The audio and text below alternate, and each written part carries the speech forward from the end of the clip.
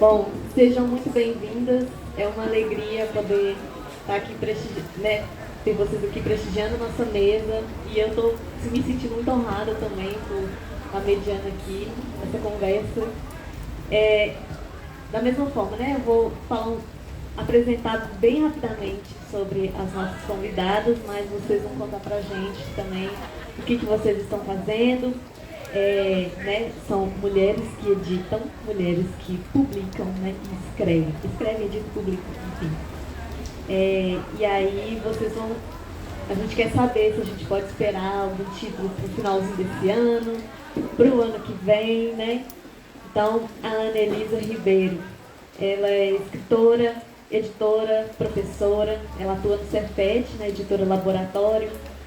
Ela tem os títulos mais recentes, são Como Nasce uma Editora, Marque Aqui Sua Crônica, Troca Só de Cor, de Tamanho e Cor, e é editora de coleções, como a Biblioteca Madrinha Lua, do Selo Autêntico, Autêntica Contemporânea.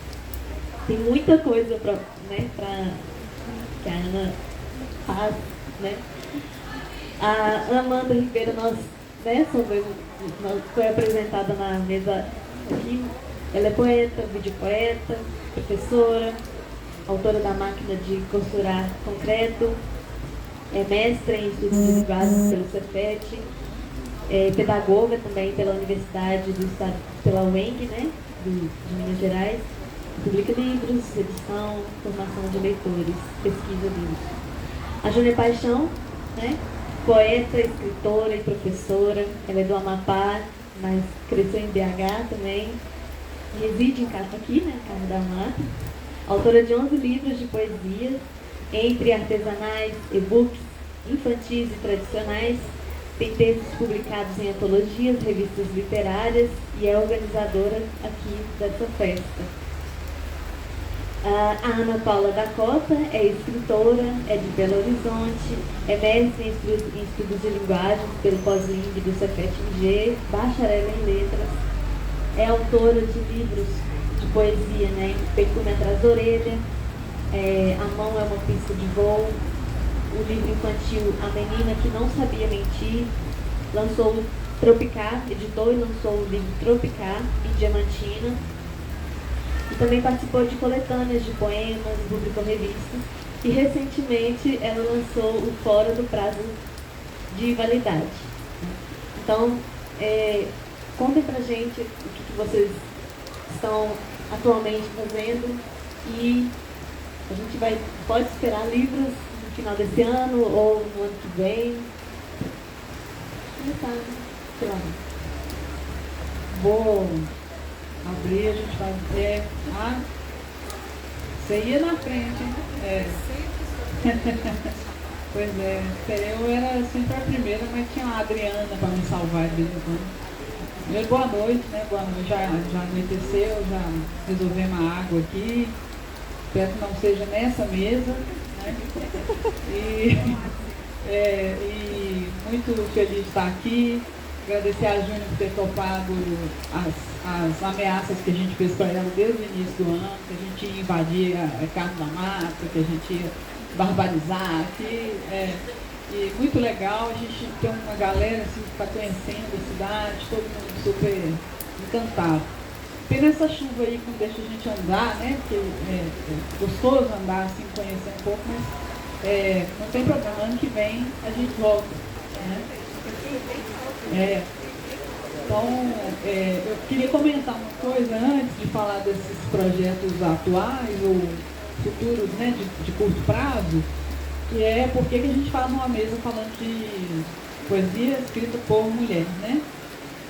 Porque de uns anos para cá, umas décadas para cá, isso tem sido um assunto recorrente nos lugares, porque se a gente tem que falar de uma coisa específica é porque algo aconteceu, né? Ou não aconteceu. Quando você tem que dizer por exemplo, se você vê uma placa assim, não pise na grama, é porque né, a placa não está lá porque alguém teve essa ideia brilhante. A placa está lá porque alguém pisava na grama e alguém teve que pôr a placa lá, né? Então, quando a gente fala mesmo, coisinhas que a gente sonha com o dia que isso seja absolutamente desnecessário. Porque essa coisa vai se equilibrar em algum momento, mas ela ainda não se equilibrou. E isso não tem a ver com mulheres que não tentaram, com mulheres mais burras do que homens, com mulheres isso e aquilo. Isso tem a ver com condições sociais, econômicas, políticas, né? Então, no Brasil tem uns grupos importantes, geralmente ligados à universidade, que se uniram, geralmente são mulheres também, né? São professoras, pesquisadoras, que se uniram para olhar com mais dedicação, com mais compromisso, por que as mulheres sumiram da história literária, por exemplo, né? Então, na minha geração mesmo, nos livros didáticos, não aparecia quase mulher nenhuma. A gente passava bem batido por isso, né? Eu acho que antes, pior ainda, embora algumas mulheres tenham ficado conhecidas por estarem em materiais didáticos, não necessariamente livros didáticos como a gente conhece hoje, mas materiais didáticos, tipo a Henriqueta Lisboa, né, poeta mineira, fez livros de escola, né, para você aprender literatura, com textos selecionados, por exemplo. As mulheres sempre puderam estar, inclusive, autorizadamente, envolvidas nessa coisa da escola, né, da formação, principalmente de crianças, que é um lugar permitido para as mulheres, misturado com maternagem, com cuidado, alguma coisa assim. Quando a coisa vai subindo, elas vão sumindo, vão ficando desautorizadas, né?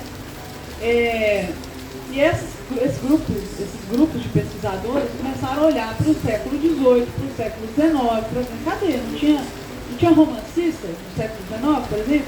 A gente estuda na escola aquele monte de homens, mas cadê? Não tinha? Será que mulher não escrevia e tal? Então elas vão recuperando essas figuras, que são figuras que quando você vai olhar eram famosas, vendiam muito, como a Júlia Lopes de Almeida, por exemplo, contemporânea do Machado de Assis, do José de Alencar, que vendia pra caramba, uma mulher rica, branca, muito privilegiada, que era famosa no Rio de Janeiro e que sumiu. Nenhum livro didático falava de mulher no século XIX, né? Então essas mulheres vão sendo recuperadas, colocadas no lugar.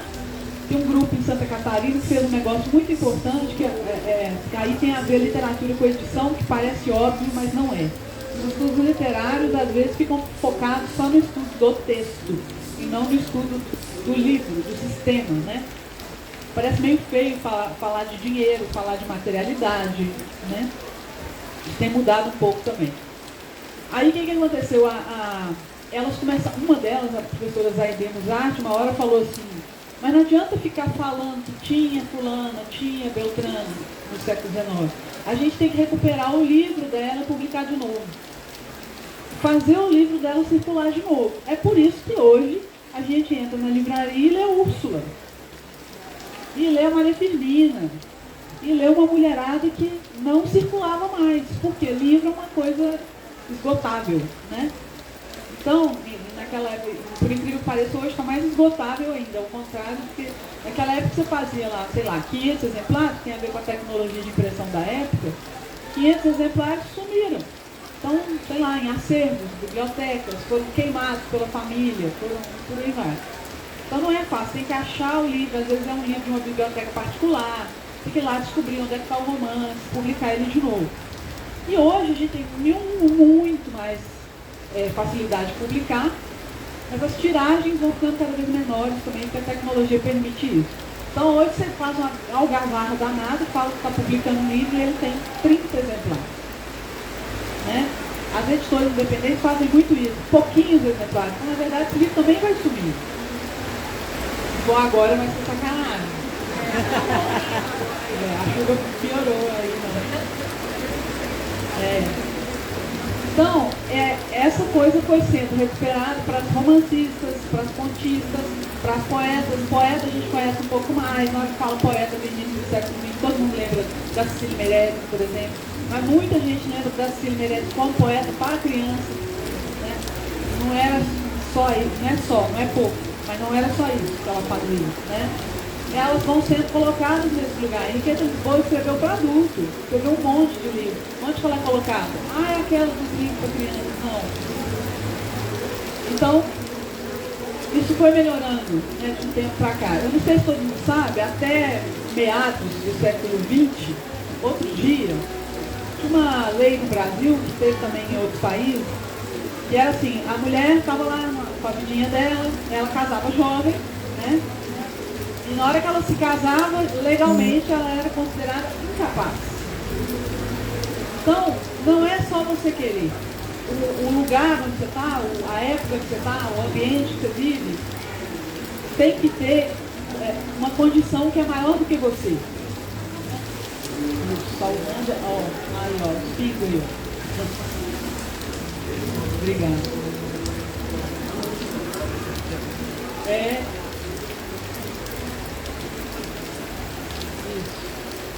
Então, não basta a gente ter a capacidade de ser privilegiada, todo mundo branco, todo mundo cheio de dinheiro. Bom, até outro dia a mulher não podia votar, a mulher não podia estudar. A alfabetização das mulheres é uma demanda feminista do século XIX, do século XX. A alfabetização. Depois elas começaram a brigar para entrar na faculdade. Não acontece porque todo mundo é bonzinho, acontece porque um grupo se junta e briga. Né? Eu vou entrar, vou ser matriculada na universidade, e hoje elas são maioria na matrícula das universidades, né? Mas é um processo lento, tem 100 anos. Aí as mulheres começaram a... Bom, aí teve essa coisa de casou, ficou incapaz. O que significa isso? Para tudo, você tem que pedir o marido para autorizar. Né? Posso fazer tal coisa? Posso. Não pode administrar dinheiro, não pode ter CPF, um monte de coisa assim. Então, não adianta ser legal, inteligente, bacana, se o cara falar, não vai. E muitas mulheres sucumbiram a isso. Hoje é um troço que ninguém dá até coceira, né? Fala assim, meu Deus, imagina se eu tiver que pedir para publicar um livro. E aí a professora Constância Lima Duarte tem uns livros muito legais que ela recupera os jornais femininos e feministas do século XIX e do século XX. Jornal feminino é aquele jornal que fala para as mulherzinhas, né? Ai, como é que segura o marido, como é que não sei o que lá. E jornal feminista era aquele sufragistas, né? Mulher tem que ser alfabetizada, mulher não. Aí o grupo de estudo lá do CETED, que não está ocupado da literatura, está ocupado da edição, é um grupo que se pergunta o seguinte, tá, tem um monte de gente estudando as escritoras, mas e as editoras? Quem é que... Mulher podia editar livro? Porque é um lugar de poder, é um lugar de seleção, de curadoria, de escolha. Não é fácil uma mulher chegar e dizer isso pode, isso não pode, como os homens sempre definiram, né? Outra pergunta, tem algum homem que publicava um livro de mulher sem achar que aquilo era uma porcaria? Tem que saber, né? Aí a gente foi lá estudar o material da Constância, descobriu que daquelas centenas de jornais do século XIX, femininos ou feministas, uma pequena parte já era editada por mulheres. Algumas mulheres tinham autorização, nem é aspas, autorização dos seus maridos, eram maridos ricos, né, e tal coisa, para fazer um jornal. E às vezes esses jornais eram feministas mesmo. Elas diziam, venha publicar com a gente, estimulando outras mulheres a escreverem, outras mulheres a publicarem e estimulando, inclusive, a abandonar pseudônimo. Que é uma coisa que mulher teve que fazer durante muito tempo, pseudônimo masculino, inclusive, né? E elas colocavam um anúncio lá, publique seu poema aqui, mas venha com seu nome. Né? Então, tinha às vezes que ser muito escondido. Ao mesmo tempo tem aquela coisa da escrita feminina no mau sentido, doce, fofinha, só assuntos edificantes. Ou então, mulher só escreve diário, alguns gêneros assim mais, porque é um gênero dentro de casa, doméstico, não sei o que lá. Então, de uns tempos para cá, isso não passa batido mais. Você vê uma mesa num evento só de homem, dá briga. Imediatamente todo mundo fala, só tem branco, todo mundo vai lá, peraí. E a questão não é aí, pessoal, né, tudo identitarismo, não é porque será que não tem uma mulher boa para estar ali? A pergunta não é só, ai, tá vendo, agora tem que ter cota de mulher. Né? Não é isso. Dakota, você é a própria Dakota. É uma outra coisa. Você olhar, você não pensou uma mulher competente para estar aí, né? Não tem uma pessoa preta que você conhece que está pau a pau com esse povo aí, pau a pau literalmente. Não é possível. Então, assim, toda vez que você indica uma mulher, alguém fala, ai, mas só porque é mulher. Não, não é só porque é mulher, é porque a mulher é foda. Né? E tem gente que faz as coisas mal feitas e ruins de tudo quanto é lado. Né? Então, a gente começou a ter que pensar nesses termos, assim, para deixar a plaquinha do não piso na grama. É um negócio assim. Então, no nosso caso aqui, estamos falando de poesia feita por mulheres, né, publicada por mulheres, ou seja, e a Amanda publicou o segundo livro dela numa coleção que só publica mulheres, que é a Madrinha Lu, que é uma coleção da Peirópolis, que é uma bela editora de São Paulo, faz um trabalho brilhante, não é uma editora mega, porque ela não quer ser mega, é uma editora que faz uma coisa mais concentrada, eles são muito mais conhecidos no infantil, juvenil, enfim, mas eles têm os direitos da Henriqueta Lisboa, então eles republicaram a obra da Henriqueta toda, num box maravilhoso, e eles quiseram fazer uma homenagem à Henriqueta, produzindo uma coleção só com poetas contemporâneas brasileiras, tentando espalhar poetas de várias partes do Brasil, com várias dicções diferentes, etc. E me chamaram para fazer a curadoria disso, porque eu tinha feito um estudo sobre a Henriqueta Lisboa. Um estudo, eu sou linguista, né, eu nem sou da literatura na universidade, sou uma linguista que acha que é tudo junto, não tem o menor pudor de transitar. E sempre trabalhei com edição, a vida toda. Uma coisa que Edu falou aqui hoje, que eu nunca tinha pensado, eu acho que eu estreiei como editora também, porque eu fiz o jornalzinho da escola e eu nunca... Pô, é mesmo? Eu não era aquela que só mandava poema, eu era aquela que falou, queremos um jornal, vamos fazer essa porcaria aqui. Fui lá na sala do diretor e o jornal está lá em casa, tem tudo guardado, né? Então, era uma vontade de fazer o meu e o dos outros, né? Não é só o meu, que é o que mais tem, é só o meu, só quero ser convidado. Sempre tem uma galera que tem que botar a mão na massa, fazer a festa, né? Botar a mão na massa, abrir a editora, porque dá um trabalho desgramado e às vezes a gente se frustra muito. Não é só escritor que se frustra, editor também se frustra, né? A gente fica... tem tudo quanto é essa situação que a gente tem que passar. E na Madrinha Lua, que é o nome de um livro da Henriqueta Lisboa, só mulheres estão ali, são 12, nós estamos com 12 títulos, né? 12, a última já é a Prisca Agostoni. Já confundi. É 11 ou 12, né? Porque 12 é a Leila Guenter. É porque é do ano que vem. Esses livros são, a gente pensa várias coisas para pôr essas mulheres lá. São todos livros inéditos, ou partes de coisas que elas coletaram e tal, especialmente para a coleção. Todo mundo, a designer é mulher, todo mundo.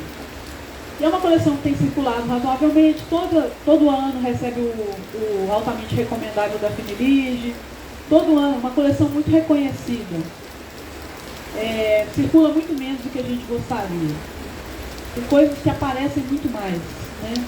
Agora, é uma coleção que a gente já escutou, não vou dar nome aos bois, a gente já escutou homem reclamando da coleção. Sim, em público. Pra que uma coleção? Isso aí é, sei lá, quase fala que é preconceito. Aí é engraçado isso, que Aí a Menisa falando assim, mas eu sou contra coisas que restringem, seja de mulher, seja de homem. Mas restringir para homem, não existe um recorte, poesia escrita por homens, não.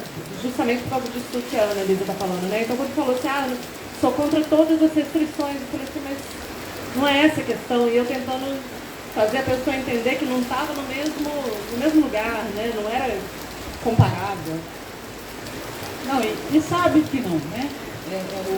O engraçado é isso, sabe que não, é uma coisa meio para provocar, tá divertido. Alex, você vai tomar a bomba. Se cair água na professora, fica numa situação horrível. Já passou de ano. Então, a gente acaba discutindo isso, mas assim, dessa perspectiva de que as mulheres foram privadas disso durante um tempo, ou porque eram realmente, tinham que ser autorizadas por alguém para fazer, né, não podiam aparecer, ou porque, como até o jeito de achar uma coisa boa tem um viés, né, o que você acha que é bom? Não é o que é bom não é uma coisa assim inerentemente boa. Você tem uma formação para achar aquilo bom, né? E como a gente só lia o jeito masculino de olhar, você tende a achar que o seu padrão de bom é aquilo, né? O universal é aquilo. Eu lembro de detestar o Bukowski, que foi uma moda no momento aí, todo mundo imitando o cara. Eu não gostava de jeito nenhum, eu li aquilo que trouxe me incomodava, eu falava, gente, mas pelo amor de Deus, qual que é desse cara? Eu demorei muito tempo para entender qual que era o meu incômodo. Era uma coisa dele machista, nojenta, que não me agradava como leitora. Todo mundo, ai, que legal, que delícia, é sangue, bebedeira, álcool, sexo, mulher, bunda. E eu falava, não, mas que saco, né? Mas era legal. E aí um montão de gente escrevia parecido, porque é meio algorítmico. Não precisa de inteligência artificial para imitar o outro, né? Quando aparece uma tendência, todo mundo começa, tem alguém ganhando aqui, eu vou aqui, né? Isso a gente consegue perceber também. Então, a gente tem que...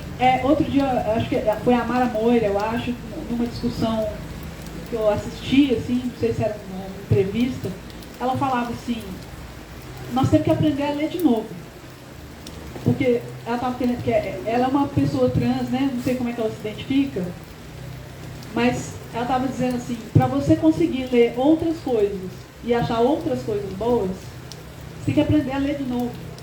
Você tem que entrar num outro universo, uma outra perspectiva, uma outra dicção. Como é que é? Então, por exemplo, essa galera toda da quebrada, da periferia, né, que ganha o espaço literário mais visível e que tem tanta resistência a ele, porque você tem resistência a ler um negócio de um cara da favela, né, e achar bom. Você está acostumado a ler o cara branco do bairro burguês, né, a galera do Leblon, da novela do Manuel Carlos. Aí você vê um negócio, nossa, mas que coisa ruim, que coisa vulgar, que coisa sei lá o quê, né? Então, as mulheres estão passando ainda por isso, né, por esse momento de ocupar certos espaços, ganhar o respeito das pessoas pela obra literária. Não é porque é bonita, não é porque é loura, não é porque a bunda não sei como, porque é uma coisa que tinha, no início assim, tinha uma coisa assim, a poeta é bonita. É mais porque é bonita do que pela coisa, né? E sempre esbarra num negócio esquisito, né, que desvia do porquê que ela está ali. Então, chegar nesse lugar de parar de ser desqualificado, né, o tempo todo. Tem um livro da Joana Rusca, né, não está traduzido no Brasil, uma pena, não sei porquê, mas é um livro que ela vai falando formas de desqualificar uma mulher, né? E aí é sempre aquele mas que tem no final da frase. Não, é bom, mas é o único livro dela. É bom, mas tem mais que um negocinho no final, assim, que atrapalha um pouco a dar plenitude para aquele livro, para aquela obra, para aquele material. Então, a gente tem tentado fazer isso, não só como mulheres que escrevem, né, mas também como mulheres que editam, né, mulheres que vão para frente da coisa. Hoje é incontável o número de editoras cujas proprietárias e curadoras são mulheres. Assim. E aí a outra pergunta que vem é, e quando a mulher chega lá, muda alguma coisa? Depende da mulher. Depende se ela tem consciência ou se ela não tem. As mulheres reproduzem o machismo tão bem quanto os homens, né? Então não é porque é mulher. Qual é a mulher que está lá fazendo aquilo? Para reproduzir o que já estava, é fácil também. Se for, não vou nem falar nomes, mas bota no lugar uma mulher que acha tudo que a gente não quer que ache, né, não adianta nada. Então, qual é a mulher que está lá? É uma mulher, né, num certo governo aí era tudo assim, né? O cara da Fundação Palmares era um preto racista. É tudo esquisito.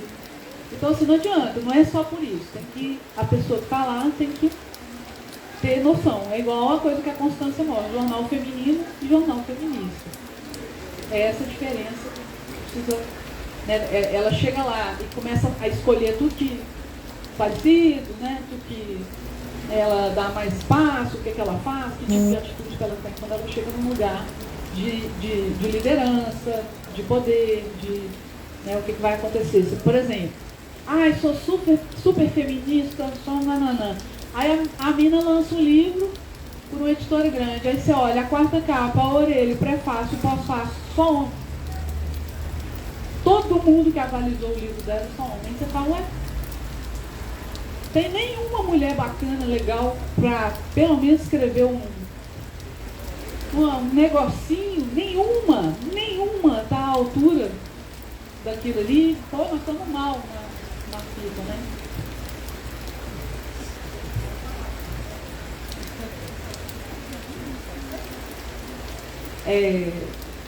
Eu também, só complementando essa ideia da Ana, né,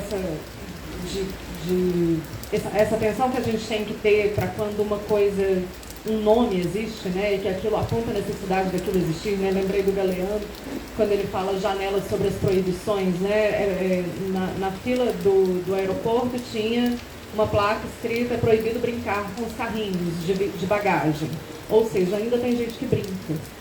Né? Então, é legal essa perspectiva, eu acho que me lembra isso, assim, né? Ainda tem gente que... ainda existem situações que reforçam a necessidade de alguns recortes existirem, né? A gente está falando aqui das mulheres, mas quantos recortes precisam existir. Eu vivenciei essa situação que a Ana está dizendo, né? De um homem que questionou isso. Dentro da coleção da Peirópolis, a gente tem uma poeta chamada Regina Azevedo, ela é potiguar, né, ela é do Rio Grande do Norte, de Natal, e ela tem um poema que se chama Gato Sem Rabo, né? E foi até, porque dentro dessa coleção da Madrinha Lua, meu livro é um desses 11 que já estão publicados, e eu fui a videopoeta que...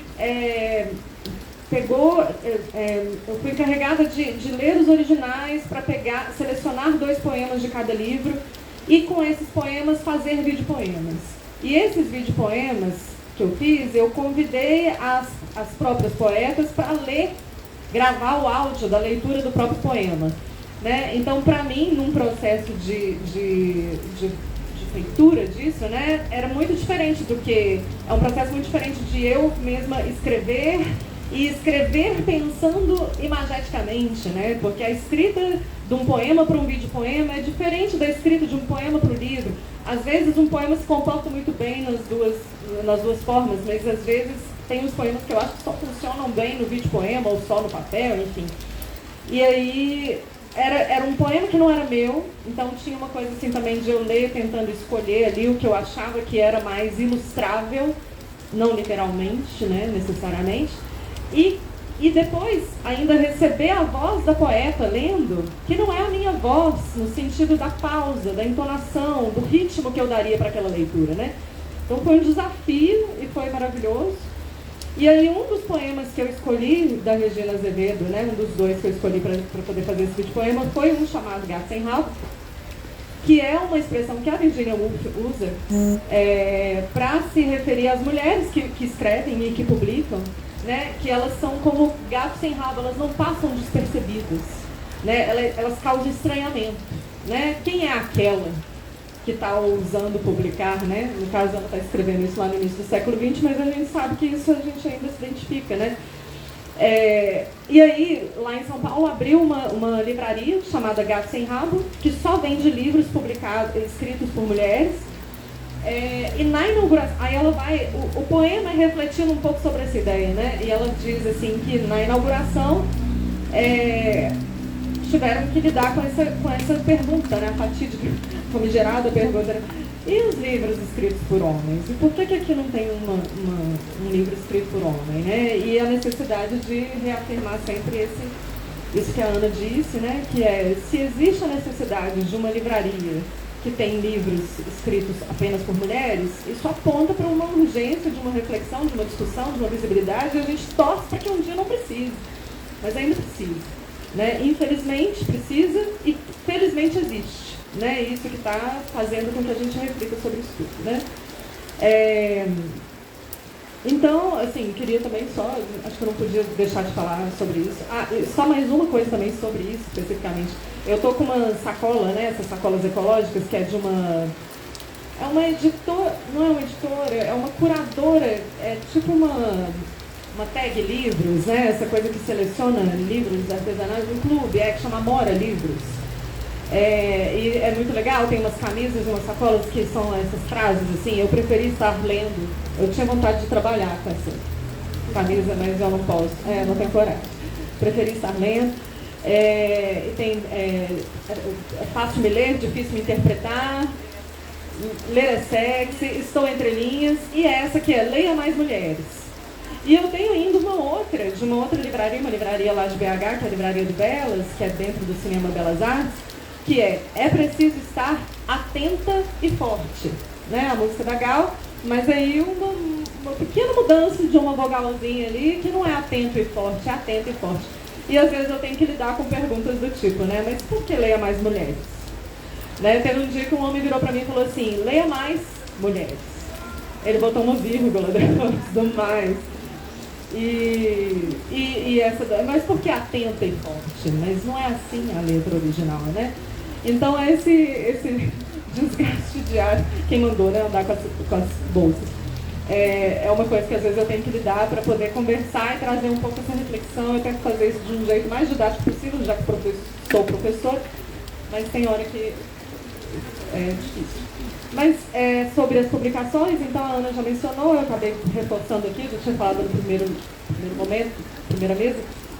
Tem esse livro que eu ainda estou colhendo frutos dele, né, pela Peirópolis, é uma máquina de costurar concreto. Tem um original no Impressões de Minas, acho que eu não te contei isso, só que é para o público infantil, direcionado mesmo, né, voltado para o público. Te contei. Então provavelmente sai ano que vem.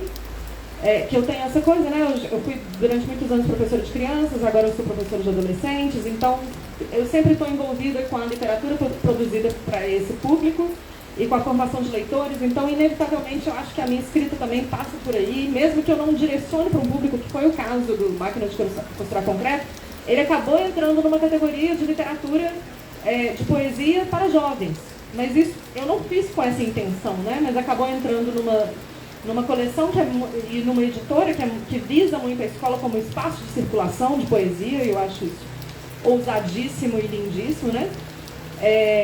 E que acabou rendendo esse selo, já altamente recomendado, que é da Finilige, que é da Fundação Nacional de Literatura Infantil e Juvenil. Então, assim, quando a gente vê que a gente, nem que eu tente fugir, mas quando eu nem miro na coisa, a coisa chega até a mim, eu vou dizer, então é por aí mesmo que eu estou transitando, e que legal, eu gosto muito desse lugar. E aí agora, com um projeto infantil que estava engavetado e que esse ano eu resolvi conversar com uma editora, a Impressões de Minas, né, de BH. E nisso eu estou fazendo zines, né? Inclusive era para eu ter trazido os zines para cá, mas eu não consegui. Essa semana foi uma loucura de trabalho, não consegui imprimir mais, mas é isso, assim, eu tento sempre estar movimentando de alguma forma, seja no Instagram, os videopoemas, os zines, e tentando fazer, não ficar estancado. Não podemos parar, né? A respeito da literatura escrita por mulheres, uma coisa que eu tenho observado muito, assim, comigo, com as pessoas que eu convivo, a questão dos coletivos, né? Os coletivos de mulheres que escrevem, ou que leem, ou que... É o que você fala, a gente está mudando a forma de ler e do que a gente quer ler, né? Então, isso eles ficam muito ressentidos, né? Porque o padrão está mudando, o padrão de qualidade está mudando. Né? Qual que é o padrão? Não é mais o que era, né? Então, isso eu estou vendo muito acontecer, e eu escuto muita coisa também, né? porque eu sou, assim, eu tento militar, principalmente na escola também, né, fazer isso, chegar nas escolas. A Peirópolis nos mandou as coleções para poder levar para a escola, então já está lá na biblioteca, já falei sobre isso com os alunos, e na biblioteca municipal também, porque a gente precisa de contar essa história precisa ser contada, né? Por isso que tem o Não Piso na Grama ainda, porque a história não foi contada pelos dois lados, ela foi contada só pelo lado dos vencedores, né? Então a gente precisa contar essa história ainda. E assim, né, eu fico tentando muito que homens cheguem junto, né, que façam, nos ajudem a contar essa história do jeito que ela precisa ser contada, né? Seria muito interessante, quem sabe um dia. Bom, em relação a trabalho, eu estou lançando esse livro aqui, que é o meu livro mais recente, chegou essa semana, Pés Descalços sobre Brasas, que é uma coletânea de poemas sobre mulheres, que fala só sobre histórias de mulheres, histórias, né, em versos. E eu queria ler não um poema do livro, mas uma parte do que eu coloquei aqui, que é da Adriane Garcia, que é Bandeja de Salomé, que é um livraço.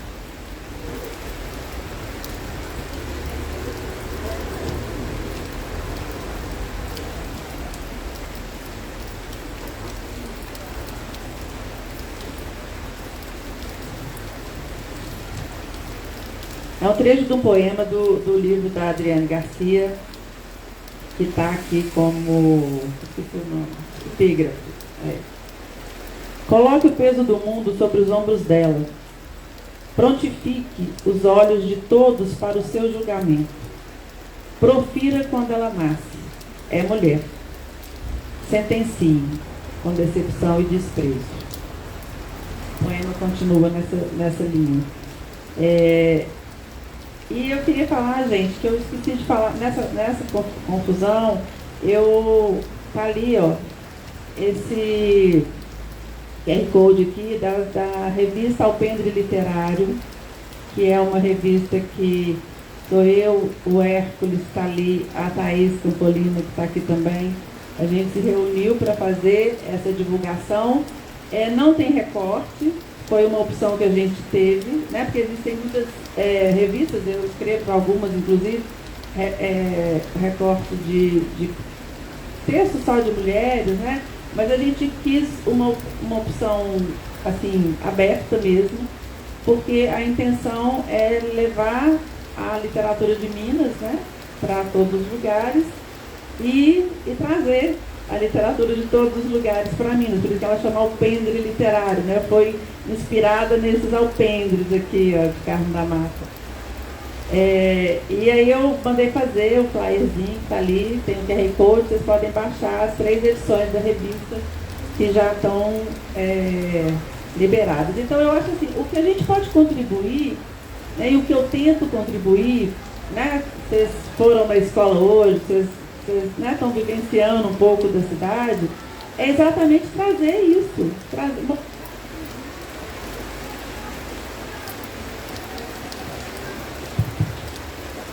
Abrir esses horizontes, né, mostrar o que tem lá fora, né, para poder realmente abrir, né, e essas meninas principalmente, né, essas meninas que estiveram aqui ontem lendo seus próprios poemas, né, que tiveram coragem de vir cá ontem no sarau e ler os seus próprios poemas, para que elas se empoderem mesmo, né, vai, você pode, né. E a gente tenta fazer isso, né, com um grupo de professores apaixonados, a Kelly está ali também, e assim, mostrar, gente, é isso, vai, né, o mundo é nosso, a gente pode também, né. E todo esse movimento é para isso, no final das contas é para isso, né, para que essa história seja contada da forma que ela precisa realmente ser contada. Gente, boa noite.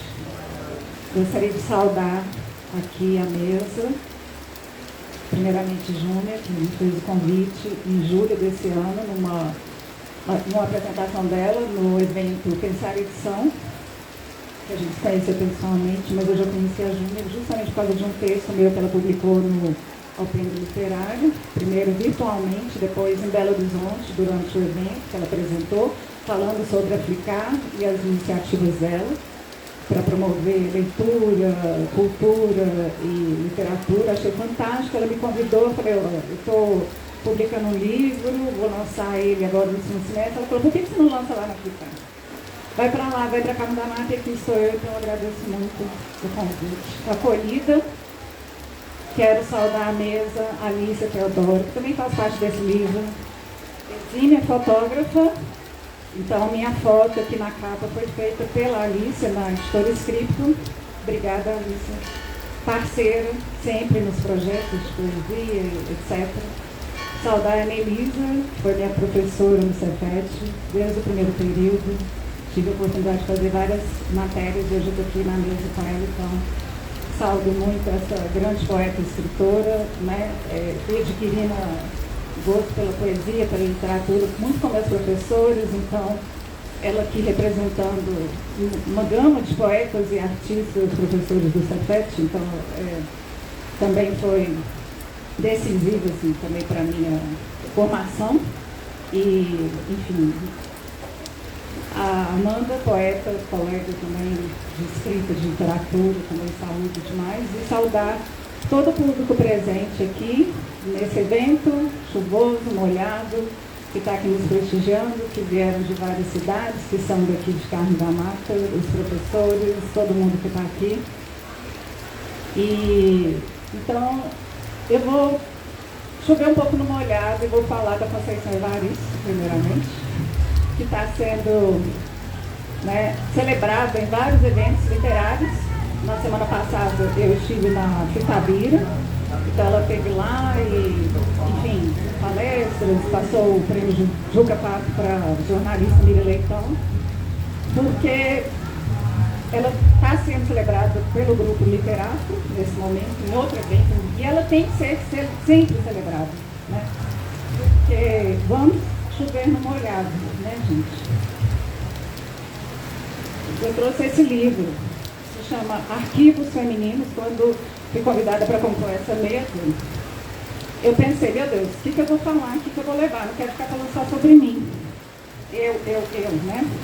Então, esse livro é uma coletânea de textos da Constância Lima Duarte, da Cláudia Maia, da Maria de Fátima Moreira Pérez e da Yara Cristina Silva, sobre literatura, valores e sentidos. Então, eu comprei há muitos anos no Cefet para poder, porque esse grupo da Melisa, ele é, como se diz assim, né? Ele vai arrebatando nós estudantes, né? Não tem como a gente ficar inerte, né? Ela vai propagando, instigando, e a gente vai lendo e vai aprendendo por que as mulheres são tão invisibilizadas, foram apagadas, né, da nossa literatura e tudo mais. E a gente realmente vai ficando escandalizada com as coisas que vão acontecendo. Porque a gente vê que aconteceram ao longo da história e que vai acontecendo com a gente também.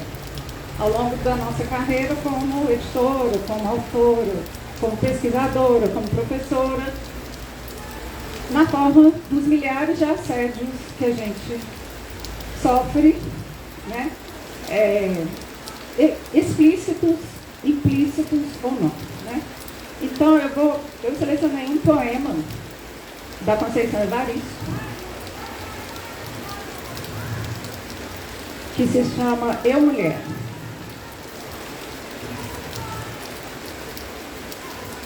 Uma gota de leite escorre entre os seios. Uma mancha de sangue me enfeita entre as pernas. Meia palavra mordida me foge da boca. Vagos desejos insinuam esperanças. Eu, mulher, em rios vermelhos, inauguro a vida em baixa voz. Violento os tímpanos do mundo. Antevejo, antecipo, antes vivo, antes, agora, o que há de vir. Eu, fêmea matriz. Eu, força motriz. Eu, mulher. Abrigo da semente, moto contínuo do mundo. Conceição Evaristo, poema escrito, publicado em 2008.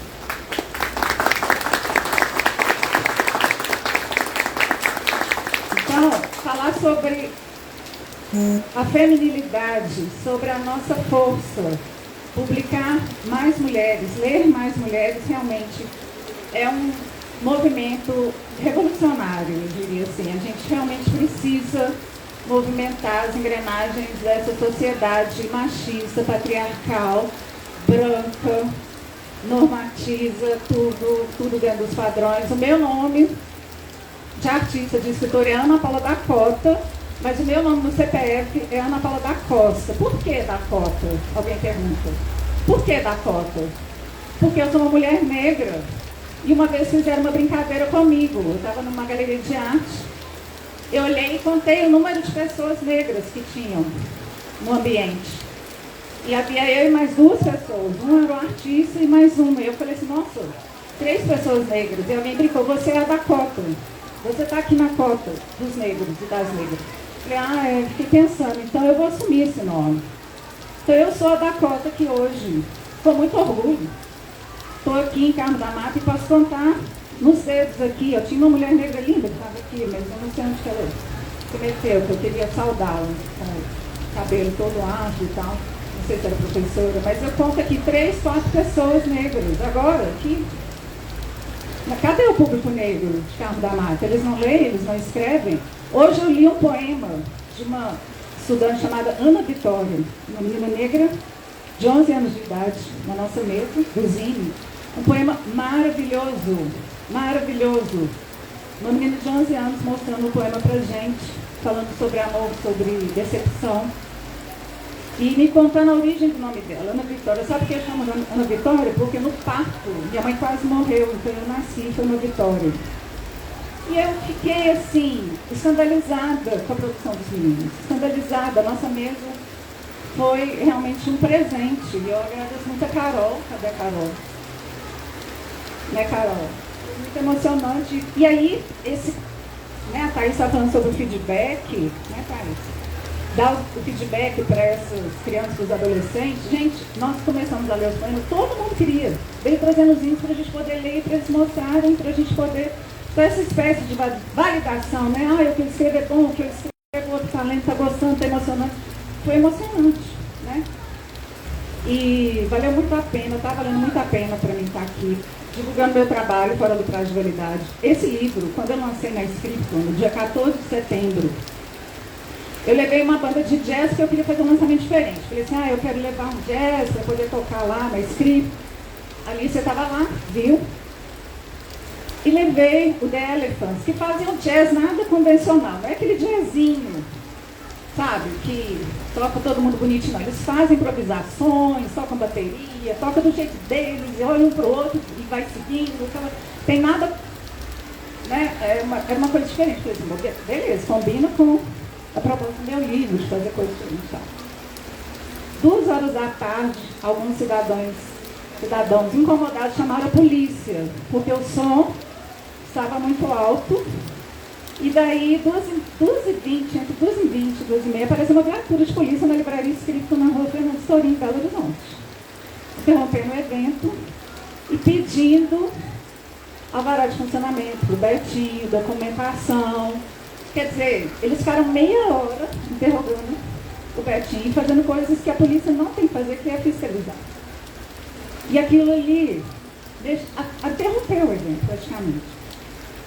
Por sorte, eu não sei se foi por sorte, enfim, eu tinha acabado de conhecer um advogado, Daniel Deslandes, que ele é o presidente da comissão.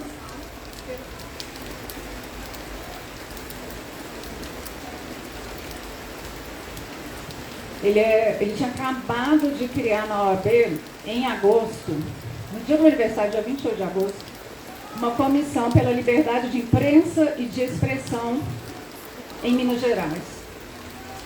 Porque ele estava advogando em favor da família do Pedro Moraleza, que teve exposição que os evangélicos foram lá e ficavam protestando, porque ele falava, bom, enfim. E aí eu conheci ele nessa exposição na abertura do Instituto Pedro Moura Leida, e a gente trocou contato. Daqui a pouco eu vou estar lançando um livro, você vai lá no escrito e tal, beleza. E nesse dia eu falei com o Daniel o que aconteceu, da polícia ter ido lá no escrito, ter atrapalhado o meu lançamento. E ele na hora, na mesma semana, ele emitiu uma nota de desagravo